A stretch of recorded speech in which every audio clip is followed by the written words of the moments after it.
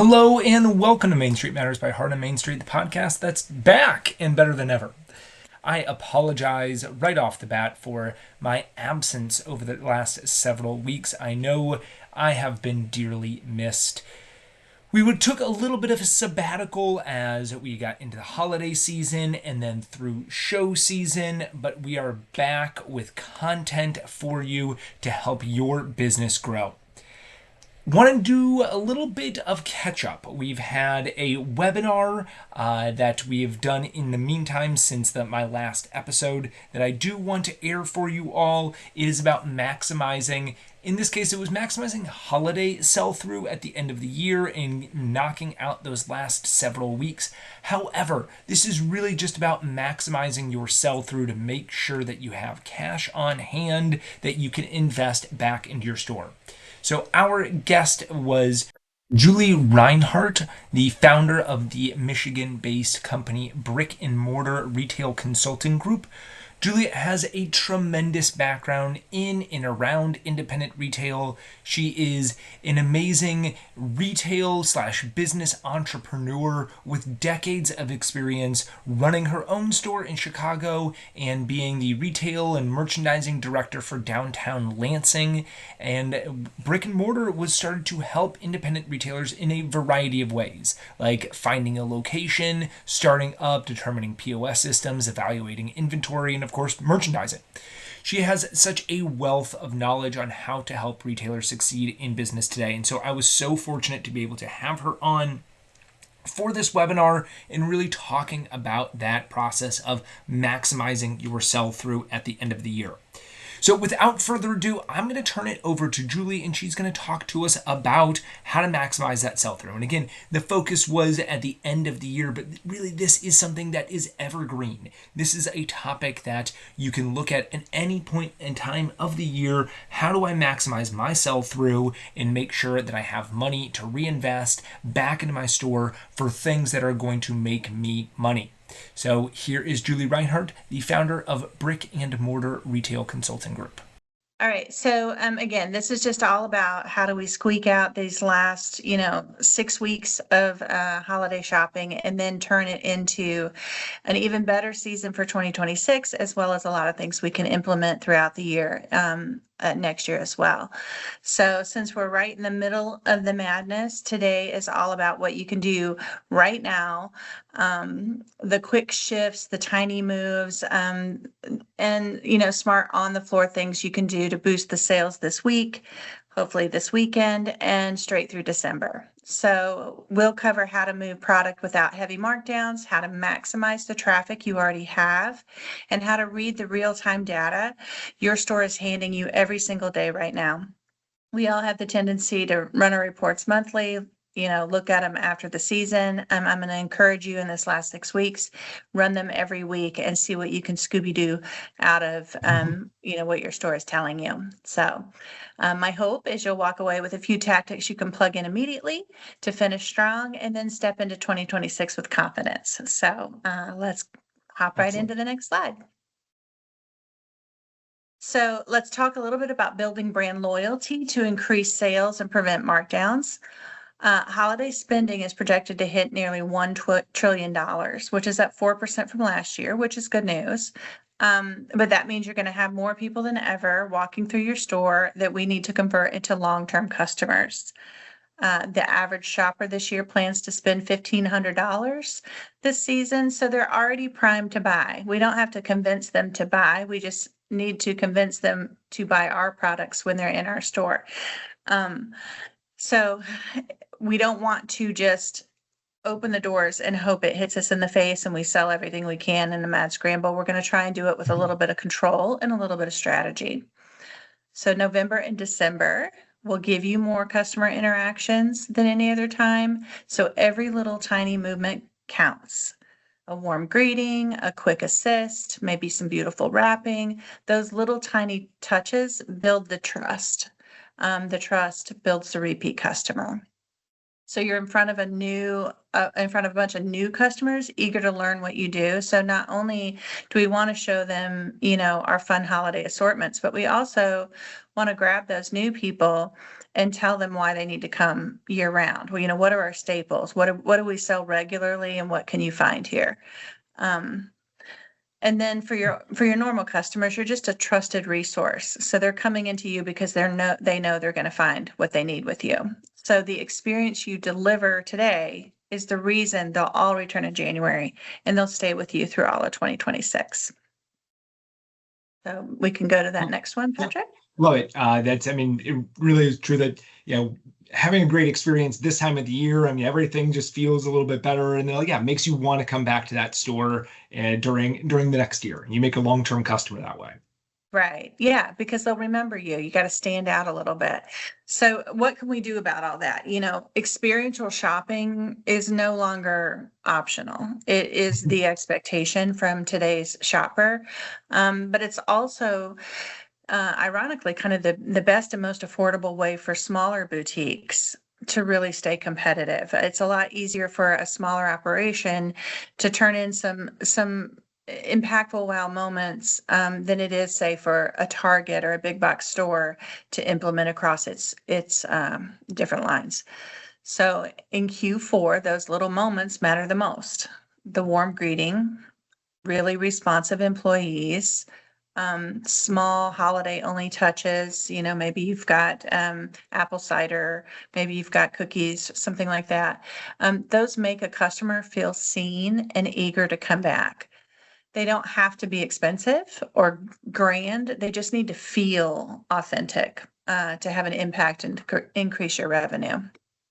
So those are things you could do now for the rest of the year without having to put more budget to it. And then, of course, once you created that connection, we need to hang on to it, right? We need to capture that customer data. Retention is cheaper than acquisition. So we have them in our stores. Now we have to ask for that customer data. It's the hardest thing most employees go through. That hearing no is always intimidating. But we need to be sure that we build the systems in. So we're going to build, a quick, simple way to gather that information. We're going to make it worth it. Is your loyalty program worth it? Do your employees understand it?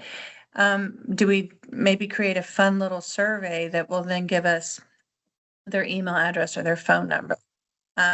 There's a lot of different little techniques we can use to get it, but most importantly, we have to ask for it. And I think that gets lost in the holidays because we're all moving so fast. So your team here is especially key. They need the training. We need to give them the tools to do that. Smaller retailers, we're so happy to have the help. We push people out onto the floor.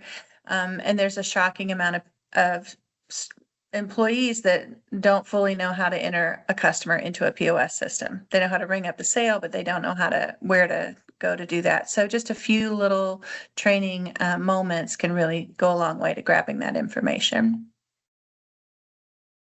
This is the time of the year when you're going to have the most customers in your store. You have to work to make sure that you're capturing that data. So you get their email addresses, you can connect with them, you can continue to market to them. I love that. Right.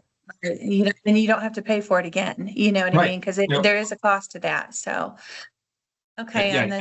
Asking is difficult, right? We don't want to be like, it feels almost a little intrusive, but it is very, very valuable. So. It is. And the good news is that we are all, as consumers, used to being asked now. It's not quite as terrifying for us to give our data. So we just got to teach our employees how to do it. So. Okay, so on the next slide, we're going to talk about, your marketing. Your marketing is already out there. You've already done it for the season, but here's an extra little power move. Oops. Sorry. Okay. Not next slide. My apologies. Oh, yeah. Are we good? Make your experience unforgettable. We're on show up where your customers are. Go one more down. Oh, yep. Sorry. Okay. There we go. Sorry, so your market technology.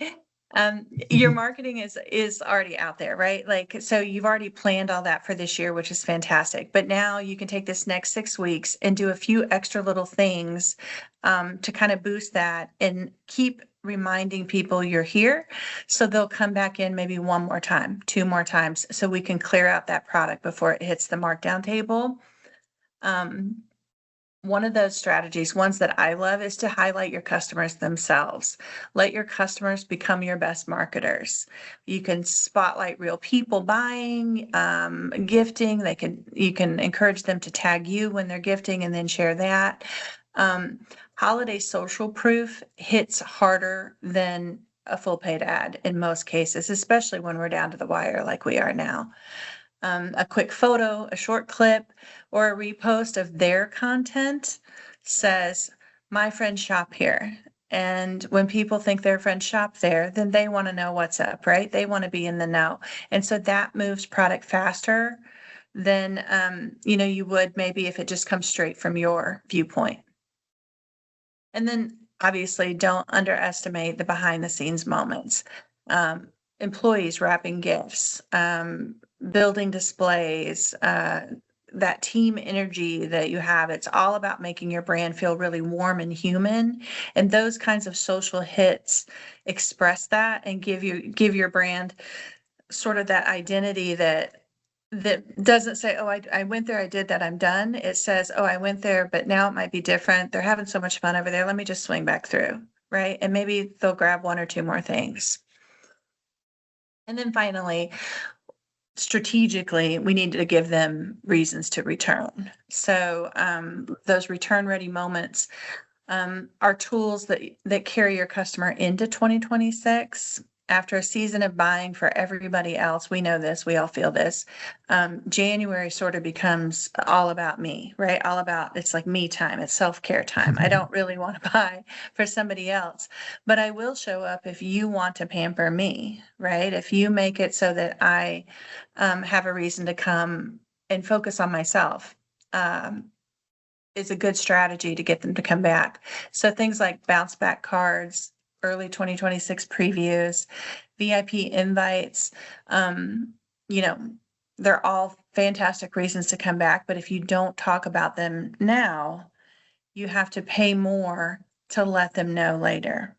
So the easiest thing to do is to have some of this stuff in your back pocket for January so that throughout the season, your employees, yourself, your advertisement, your marketing is talking about it. So I love like a simple bag talker, or you can train your employees to say, hey, let me add you to our VIP list because we have this cool thing coming out in January and I want you to be the first one to hear about it. It positions things as early access, not as discounts, and early access feels special. Promotions, the word promotions feels very transactional, but early access feels special, like you're pampering me and like you matter. Like, thank you for shopping with me this holiday. I'm doing this for you in January. So those kind of tricks help.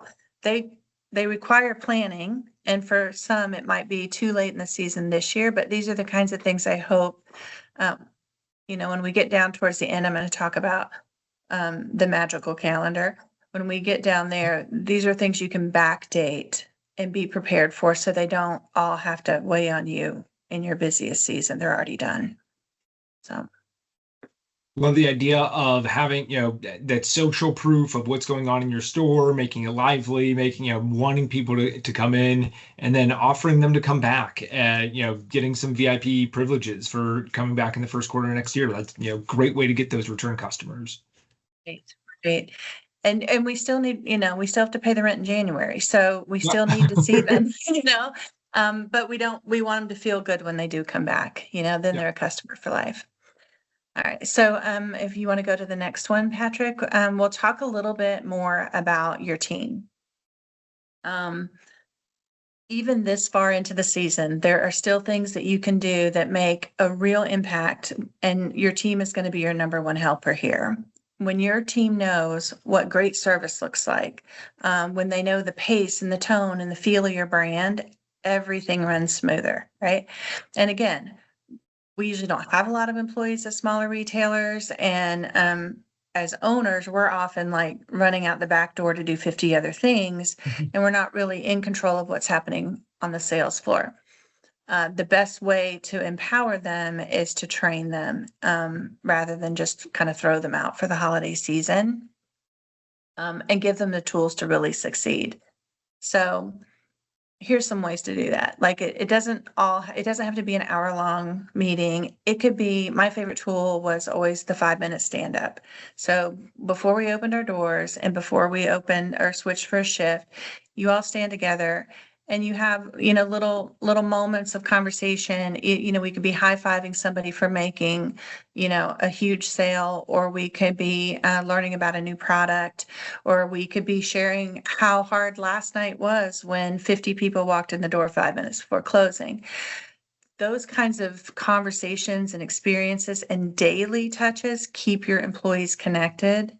They keep them talking not only during that 5-minute stand-up, but also to each other throughout the day. So for the employee that is afraid to ask for customer information, if he hears that, Sally asked this way and it worked for her, they might try it. Or if they even hear that somebody got the rudest no they've ever had, but they survived it, that's also helpful, right? And now you are building a whole team that is representing your brand the same way. They feel empowered to represent that brand because they understand what they're doing. And it also can be a reminder because they're in the throes of the holiday season too. They're exhausted. They're working the long holiday shifts right along with you. So if you just remind them, hey, look, we got that teacher gift in the back that's moving slow. Let's see if we can't sell that 3 times today. Small touch points can keep them engaged. We also want to empower them to make the decisions. Autonomy matters. When staff can fix small problems on the spots, authorize a replacement, fix a problem, resolve an issue without having to call the manager over or the owner in, not only do they feel empowered and will try and make the best possible decision on your behalf, but the customer also sees you as an empowering boss. So they want to support a store that is treating their employees with respect and trust. So it's kind of a double tool, plus it keeps the line moving fast, right? You might lose a penny or two here or there if they make maybe a slightly wrong decision, but it's always worth it because the customer feels good, the employee feels good, and you can't be pulled into every decision, especially during the holidays. Another strategy with your employees that I think really helps keep things moving is to keep them from behind the register, keep them visible, moving and engaged, have them walk around and straighten up things, be close to customers without being right on top of them. The customer, if they just see that they're sitting there waiting for a sale, they feel a little bit tricked, right? We do when we go to a store. If nobody greets us, if nobody's, out there futzing with the store, you just are like, well, wait, they're just waiting for my cash, right? We don't want to give that impression. We want to give like, hey, we're all in this. This is a fun place to be. So keep them from behind the register whenever possible. And then kind of finally, the owner's mood or your mood sets the tone. If you show up calm and warm and festive, forgiving of maybe some of yesterday's mishaps, things like that, your employees feel it and then they bring that to the floor. They're not, walking around with a bah humbug face while, you've got customers in the store, and that will make the customers linger. They can feel tension. They can feel stress. And so it's up to you to kind of lead by example, let things roll off your back and show what, the mood of the store is going to be for the day. And then high fives. I'm a high five everybody everywhere. Small things, big thing. It just makes such a difference. A public. You always feel better after a high five, right? Right? Who doesn't? And it doesn't even take much, and it can build that teamwork. And again, your customers like to see it. Your customers like to see your employees celebrated. Your employees like to feel like, hey, this is worth it to me to be here. They care if I sold this $2 sale makes a difference because maybe their maybe their skill set is in creating the experience and the displays and greeting people. Maybe they're not your top seller. So if we only high five during around sales, we miss a lot of really great employees that offer a lot to that experience as well. So I'm a firm believer, high five everybody all the time. All right. So let's go to the next one and we'll talk a little bit about inventory. Okay. We're about halfway through the season. So now the real win, it isn't about selling more, it's about selling smarter. Our goal is to end up with very few things on that markdown table, right? You don't want to discount your way through December in order to come out ahead because that's going to mess with your margins. And margins are very tight. Like every 1% drop in margin can cut your net profit by 8 or 10%. I mean, it's a pretty significant thing. So we all know that we're going to have to get rid of some holiday stuff, but we don't want to start in December thinking, okay, here we go. Here's the panic, right? Let's start marking stuff down. Protecting that pricing power is one of your strongest levers.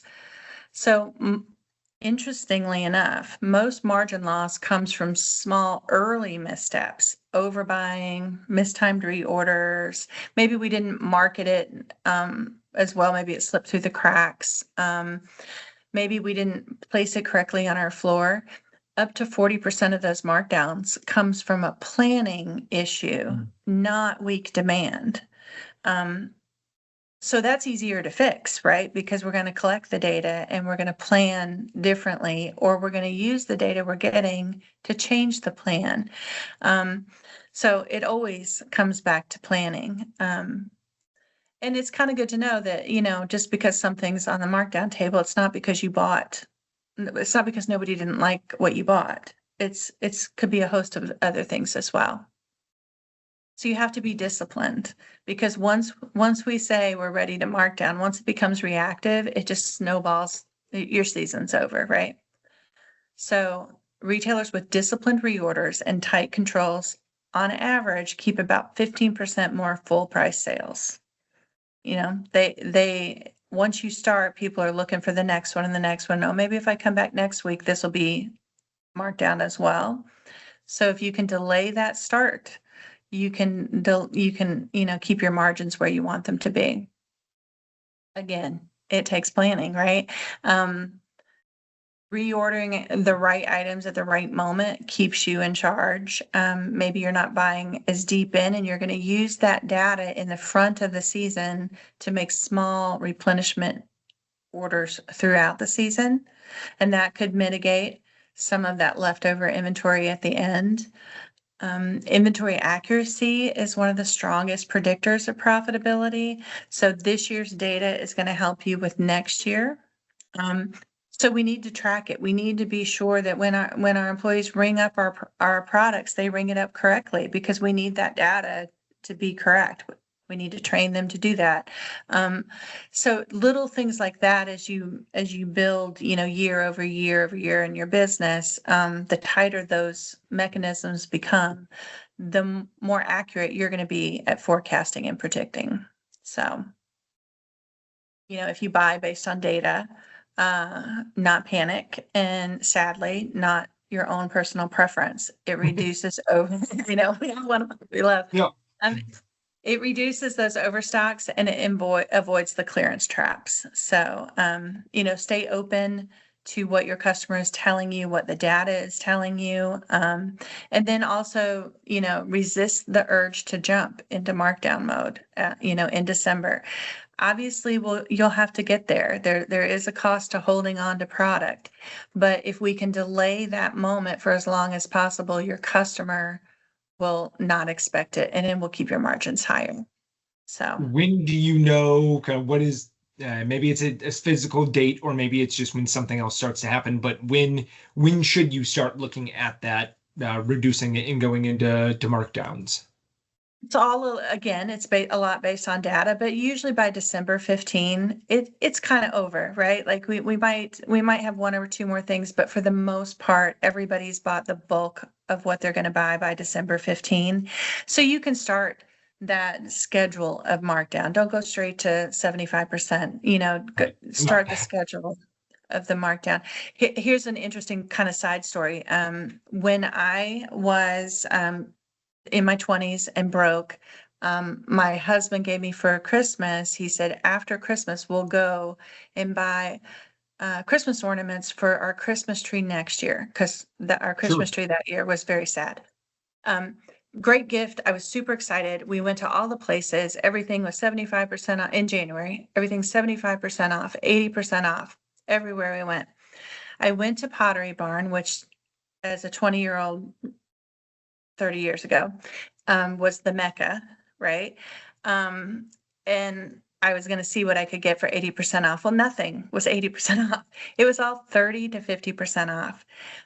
But I bought all my Christmas ornaments there because they had set up a display. They kept a display. It wasn't a clearance table. It wasn't a bunch of random baskets that had random things thrown into it. It was a beautiful corner that was still dressed for Christmas. And the ornaments were up and sellable that way. The perceived value, even as a 20-year Absolutely. old, was worth it. And to Right. me, they're still on my tree this year because they are to me so fancy, right? So and they got me to buy them way high. I don't even know if they ever went, to 80, 90%. They probably sold through them. So just a lesson, and it doesn't have to all be, yes, there is a group of people that expect to pay, 10 cents on the dollar. Sure. There's definitely that customer out there, but there's a whole lot of other customers that we sort of discount by jumping straight to that for them. So hang on to your margins if you can. Weird side note, 20-year-old me.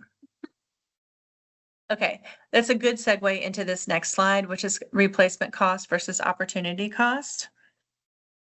I like to talk about this because as retailers, we're dressing the store for the holiday. We're focused on holiday. We know we've got this Q4 to earn the bulk of our money. So, and we're also marketed to by our vendors, holiday, holiday, holiday. The truth of it is, though, your store survives 12 months of the year, and it survives for a reason. And that reason is you're offering 12 months of the year. People like what you're selling. It's working for you, right? So if they come in November because they want to swing through your store with their girlfriends and poke around and do holiday shopping, and none of those things that make you who you are there, it's a disappointment. So while the urge is to buy everything holiday, the almost better strategy is to make sure that your staples, your go-tos are always there and ready. So, an out of stock moment costs far more than maybe holding an extra in the back room. So when you do your budgeting for 2026, make sure that you don't allocate all your extra cash into just buying the holiday. Make sure that you're going to have more people in your store wanting your regulars too. Okay. So make sure you have them, because we're also seeing new people for the first time. So if they come in and only see holiday, they don't know that you sell these great turtlenecks that are staples for, everyday wear unless we show them that. So it's a risk. It's all a risk. Entrepreneurship is a risk, right? But over ordering costs less than disappointing a loyal customer. A returning customer spends more and converts faster than losing their trust long after the, season ends. So a few extra dollars in stock is nothing compared to the long-term revenue loss when your shoppers question whether your Yeah. reliability on your product. So. You're the place that they go to get that object. You want to be that place where they can always get that, the candle or whatever it is. Right, exactly. And there's an interpretation that you can make in your displays and different things that will, maybe show the holiday aspect of it or purpose of it, but they definitely want to see that what you're known for. Yeah. That's your reputation. So um, obviously we know, you're a giant market study in the holidays. It's super fast, it's quick, it's a great way to gather that data. It compresses the buying behavior. What normally we might learn over the course of months, we're going to see in days.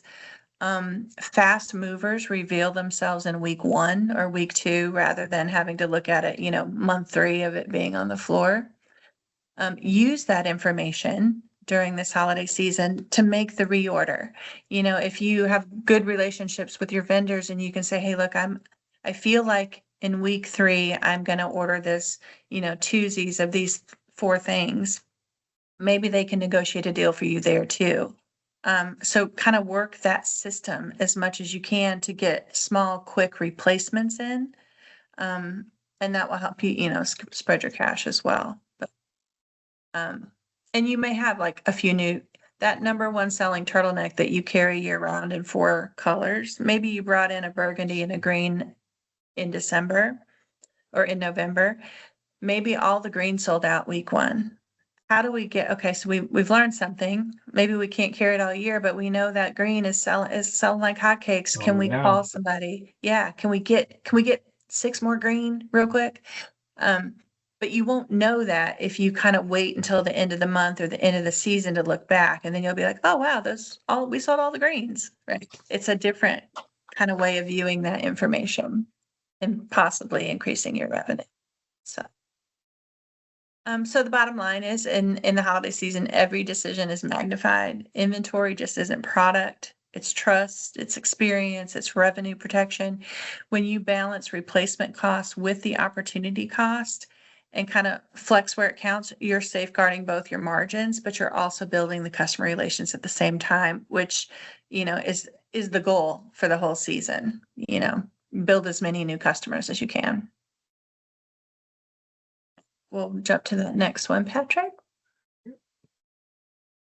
Okay, so let's shift into the part of the season where every decision counts, right? The on the floor moves that help you sell smart, not desperate. The goal isn't just moving the product, it's moving product while protecting the margins. So in Q4, they aren't just buying the item, they're buying convenience. They might be buying clarity of a trend. They might be buying a great experience.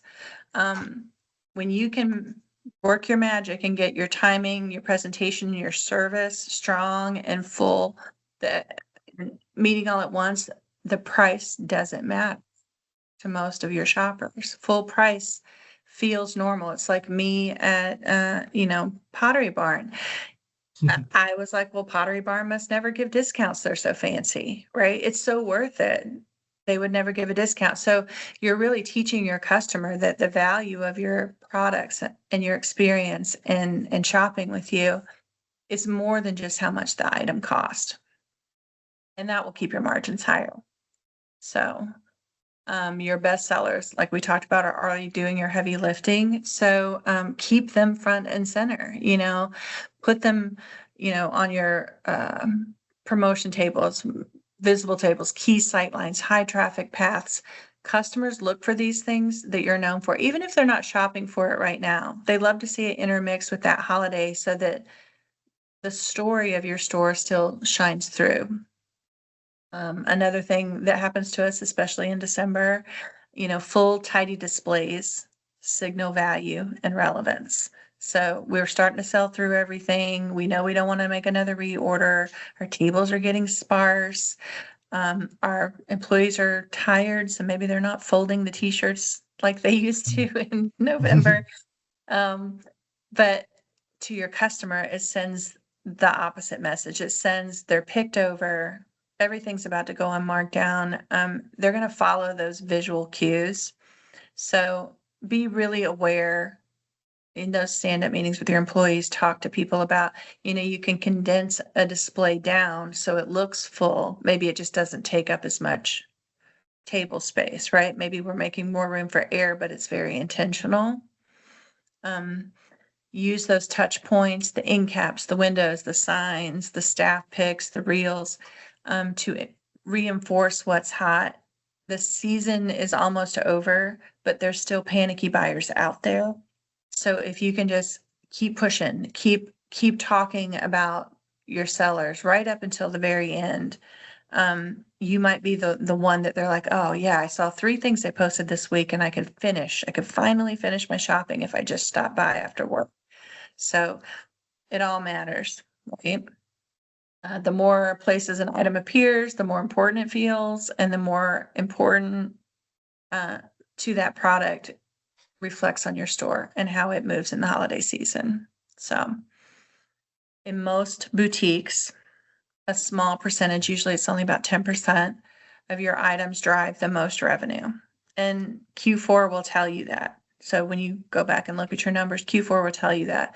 Give those winners space right up until the end. Give them the visibility, put your money there, reorder there. And then when you lead with those winners, the whole store lifts up with it. So,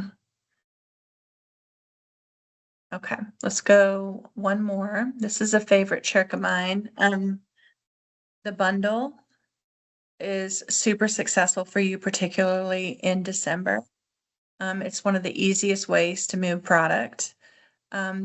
They work so well because they're generally trying to solve a need. So it could be the perfect teacher gift. It could be a quick hostess gift. If you identify what the need it is solving and you market to that, you train your people to talk about this is the best gift ever for, teachers. When you solve that problem, they're no longer looking at price. They're looking at convenience, the value of being the best, having the best gift, the speed at which they can come in and out and just check that off their list. So it prevents you from having to push a lot of that holiday stuff into your markdown areas because you can add those holiday centric items to the bundles of your staples and it will both introduce your staples and sell through your bundle or your holiday. Yeah. Usually bundles sell up to 30% faster than just selling each item separately, especially in December. We all think, oh, I could put that together myself, but none of us want to in December, right? We just need to check it off. And I can give it. right. And this is a good way to do it. And you still feel like, you had a good hand in it. And then when you're talking to the employees, they put the big bow on top of the bundle, you do feel like you were part of that whole selection. So it's a win. It always wins. And when you pair that everyday hero with the secondary SKU, the attachment rate jumps up it could be as high as 40%. So, Wow. and then we're also kind of introducing, if we're giving your cashmere turtleneck to the teacher, now the teacher knows where to come to buy really nice turtlenecks, right? So by putting your staples into those bundles, you're introducing your product. So it's marketing, after the holiday season, which is great. Okay. So here's a weird stat. In December, most shoppers aren't looking for cheaper, they're looking for easier. Over 70% of customers prefer gift sets because they feel curated and are time saving in December. Right? So it's almost easier to sell 3 things out of a bundle than to sell 1 thing at a time. So maybe take some time to look around the store and see what you can pair up a little bit. And then finally, another way to avoid markdowns is to rotate small feature areas every week.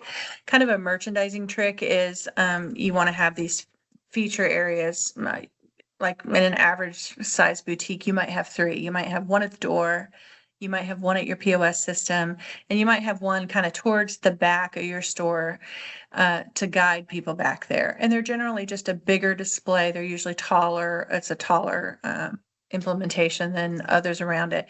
And it just teaches people where to walk and you can highlight product there. So even minor display changes can boost the visibility by about 20% or more. So swapping just 3 or 5 SKUs on each transitional spot makes it brand new.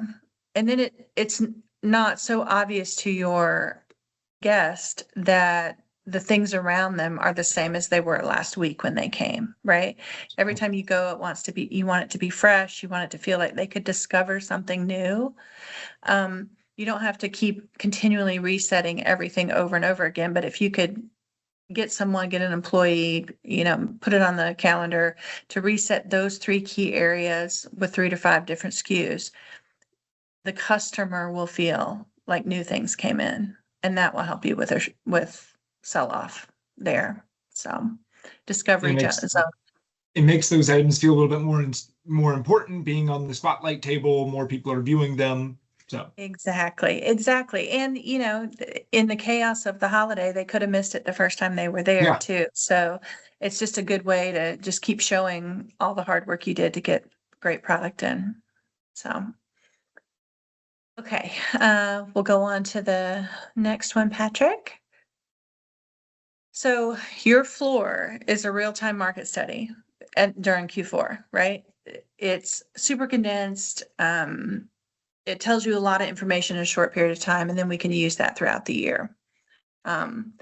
Understand retail analytics show that tracking foot traffic, interaction patterns can improve conversion rate by up to 40%.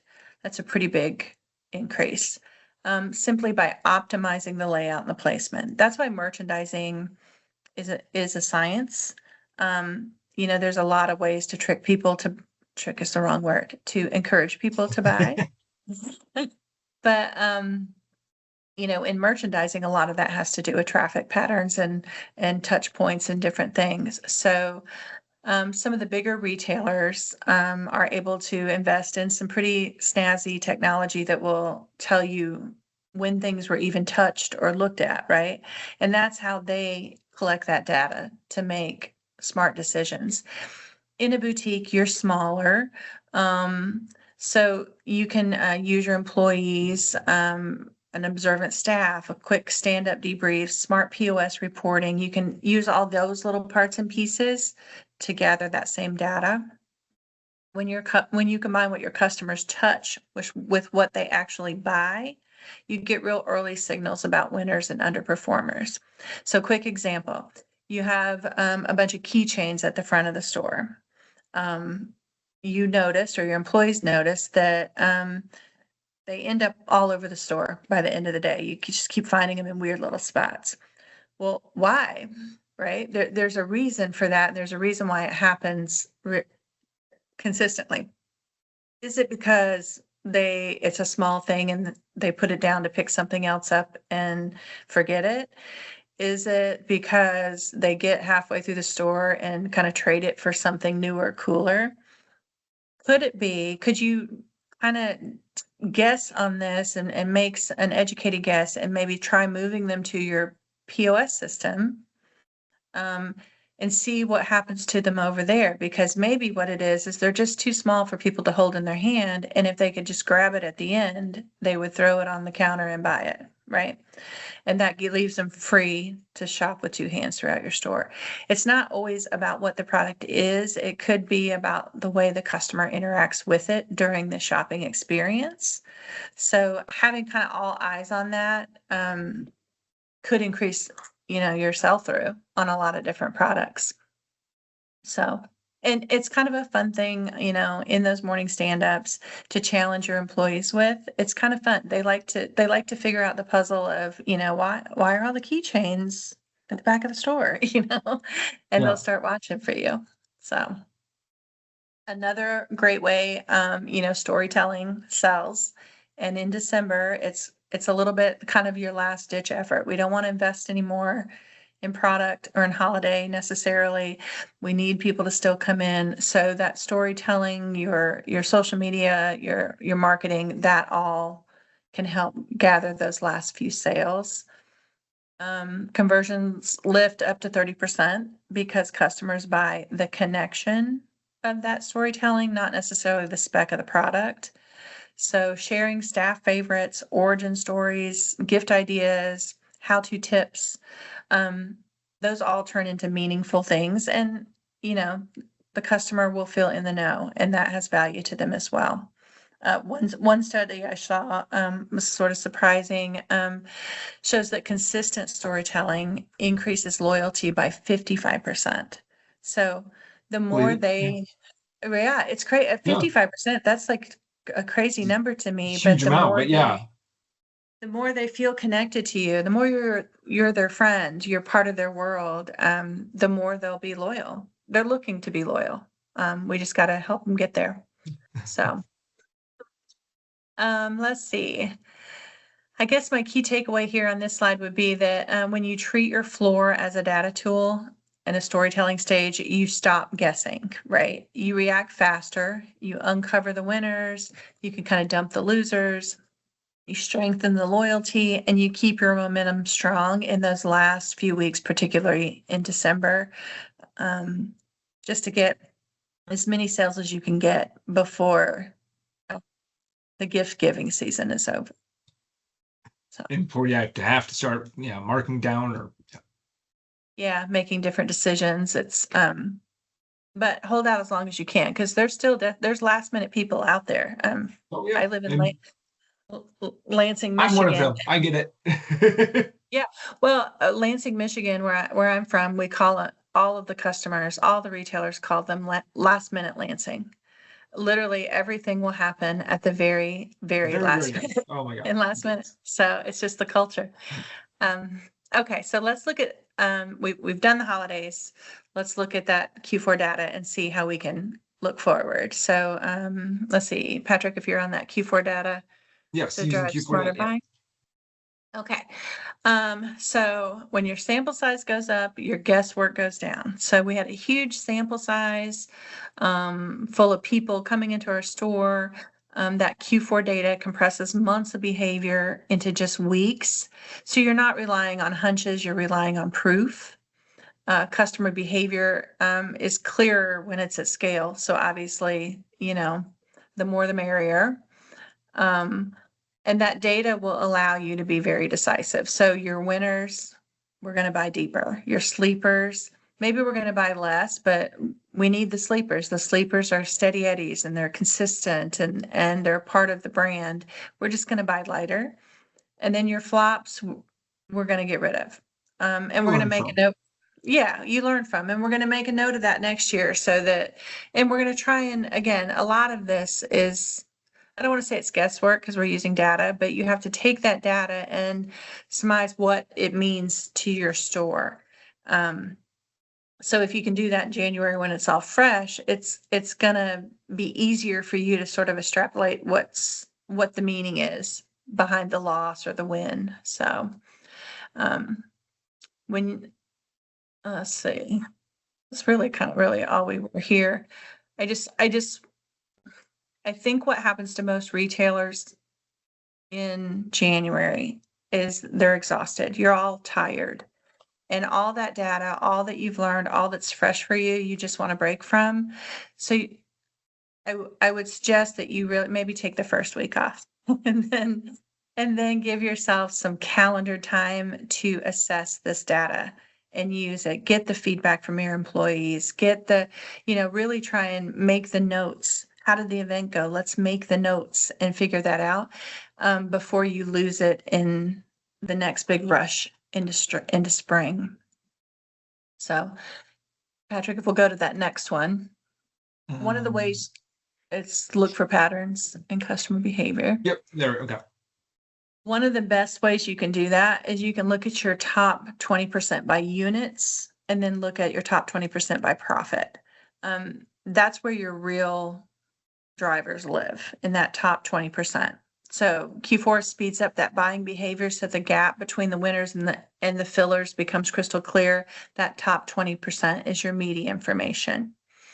And then we'll make the decisions and the notes for the future to double down on what's making you money and not just what's speaking to you emotionally. It takes the emotion out of it because Christmas is beautiful, the trees, the lights, the fluff, but sometimes the product is not quite as sexy that is really making you the money. So we just need to be aware of that when we do the buying for the holidays still.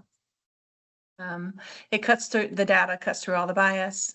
Your highest performers aren't always the sexiest, but they're the ones that are paying your bills. So keep them in mind, and maybe just think of clever ways to try and make them a little bit cooler to present. Um, what are people grabbing first? The first reach is the instinct. That's their thought process. You're watching it in real time. You're watching the light bulb go off. So if you can teach your employees, if you can practice that, what are they all picking up? Even if they're putting it down, what are they picking up? And then what gets added at checkout?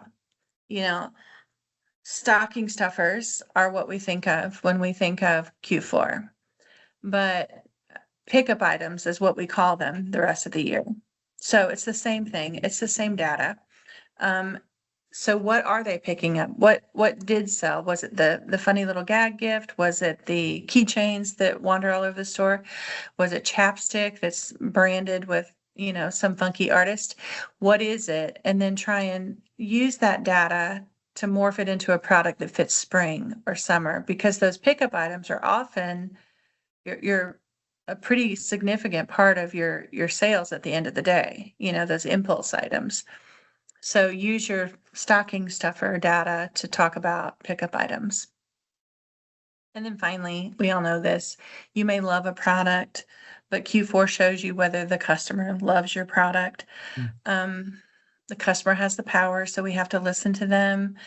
We have been steadily moving into an entirely different buying group.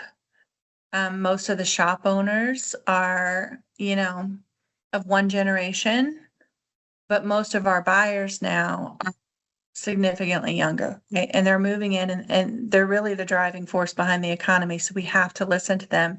We have to give them what they want. That doesn't mean we can't be who we are and sell, keep our identity of our store going, but we do have to be open to how we can speak to those other buying generations as well. And it's usually the hardest thing for a shop owner, because we put our heart and soul into the products that we deliver. But the truth is, we need everyone to buy from us in order to make the rent, right? So emotion's hard. All right, we'll go on to the next one, which is tracking sales through velocity. So we know what's sold, but what we often don't look at is how quickly it sold. And that's a juicy little piece of data. If we can track it, particularly in real time. So again, boutiques often track these things month to month. But during the holidays, if you can carve into your time to really look at them on at least weekly basis, you'll pick up on the speed that it sold through. That information will become right in front of your face. That information tells you the bigger picture, because maybe our slow sellers, our slow but steadies, don't sell so fast. But what if we accidentally tripped on a trend, like the green turtleneck, right? If we spot it early enough and can buy one more level into it, we can capitalize on that, increase our revenue, and feel pretty confident that we're not going to end up with overstock. If we wait until January, till the end of the month, and we look at it, A, we might not notice how quickly it happened, and B, we might have already missed the green turtleneck trend, right? So it's a speed issue that will give you the ability to open up and make other types of buying decisions that can really, really significantly increase your revenue if you get good at it, and if you're on top of it. It's riskier, but everybody wants to just buy once and go. But with the data supporting it, it does feel a little better to, call the vendor and say, hey, look, I'll take 6 more of those. I'm sure I can sell them. Then, 6 weeks later when maybe you can't sell them. So, and then, double down on your winners. Give top performers the most space and the most dollars. Reduce all that extra SKU clutter that happens particularly after the holiday. We brought a bunch of new stuff in. We've tried a bunch of product. We've got a lot of holiday themed merchandise. Take the time to reduce that SKU clutter. Look at what works, look at what didn't, make notes for next year, but then bring your store back in January to what you're known for, what you were, and your employees will sell better. The public will understand where you're at in January if it's a nice, clean, extra space, and they can see your big sellers. Okay. So let's go to the next one, Patrick, if you don't mind. Holiday power moves. Yep. All right. Okay. This is sort of like, this is the big Hail Mary, right? We're halfway through. Let's be real, after Black Friday, we've got maybe a week or two really intensive moments, and then, everybody's getting sorted. So what can you do right this second? What can you give the shoppers right now? Lean into the basics that work. Those quick wow moments, showing up real on social, keeping your team energized and prepared, and leading with the products your customers already love are the way to go. Stay who you are, just do it loudly. Bundles. Those are great ways to create, stuff in the fly, on the moment. Pull a bunch of product that hasn't moved, see if you compare it with product that likes to move if they work together. Bundle it, talk about it on social, get it out the door before it has to sit on your markdown table. And then rotating those kind of impact displays, those 3 or 4 impact displays that you have, rotate them with product, try and push that out the door. Making it seem fresh and different, then maybe somebody will pick it up. Oh, I forgot about Susie. I need to buy her a gift. Let me just grab this. That's kind of what you have to do in that last 6 weeks, is just coach people, coach your customer to know, hey, have you thought about this? Have you thought about this? And put it in their face. That's the way out before we get to the markdown table. And then, of course, once you've gathered that insight, this is probably my favorite thing to do with the data. And when I used to do it, I used to take a whole 3-day week, and it was like my whole special me time because this calendar was so intensive, but it saves you for next year. Put everything that you know that's happening to you in 2026 on a calendar, and then work backwards on that calendar. So let's say we threw an event in December this year. We know what our attendance was. We know what our sales were. We know what happened. If we want to do it again next year, now is the time to say, well, if I'd have marketed it a little bit sooner, I might have had more attendees. So then look at your calendar, go backwards, and note that you're going to market that event on this day in 2025 or 6. Well, if I'd have had one more employee on that event, it probably would have made checkout easier. I think I lost some sales because we didn't have enough staff to handle the checkouts. Put that in your notes for that, and then calendar. Then when you work backwards and you look at your whole calendar, then you can take the calendar and say, well, wait, I know I have these 4 events in Q4. So when I'm buying in January for spring, I'm going to keep my eyes open for giveaways, swag, all the different things that make up a party that I might be able to buy at 50% off a wholesale for next year. It just gives you that organization so that you're not wishing you had done it or paying more than you had to just to cobble the event together or the sale together or the marketing together. I used to place an order.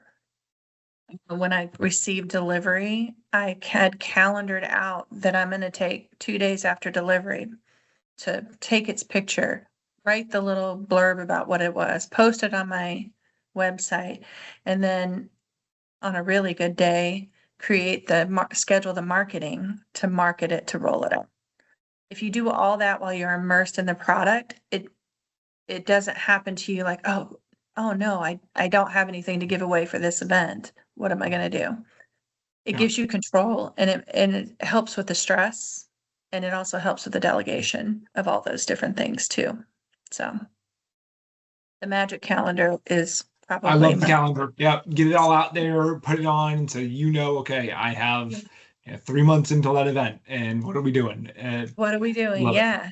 Because it matters. And that's where we often, like we talked about in one of the earlier slides, is it's often planning, not the product, that decreases the sales. So if you can build that planning in so far in advance, and of course things pop up, nothing works perfectly, but you know what happened to you this year.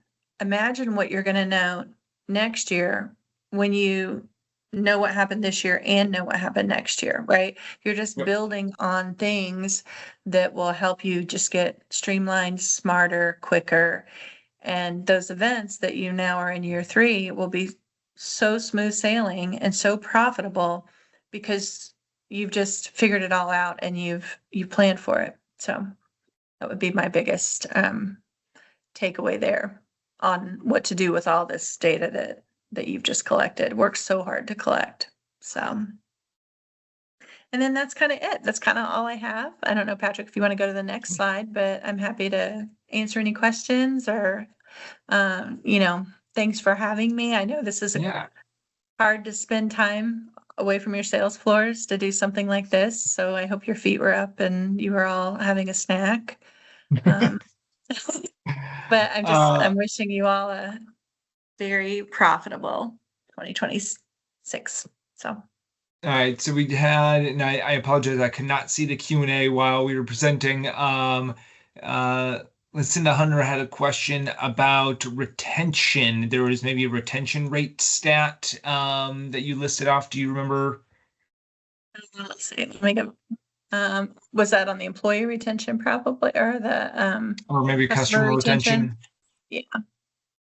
What would she like to know? Would she like to know the source or Maybe just what the stat was. what the stat was? Okay, yeah, She was let asking me you to say it again, but um, find excellent that. question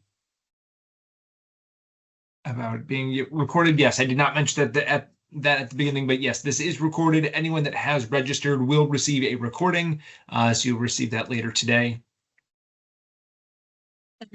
Apologize in advance. I know my slides are jam-packed. Yeah, no, I am you have a also lot of data.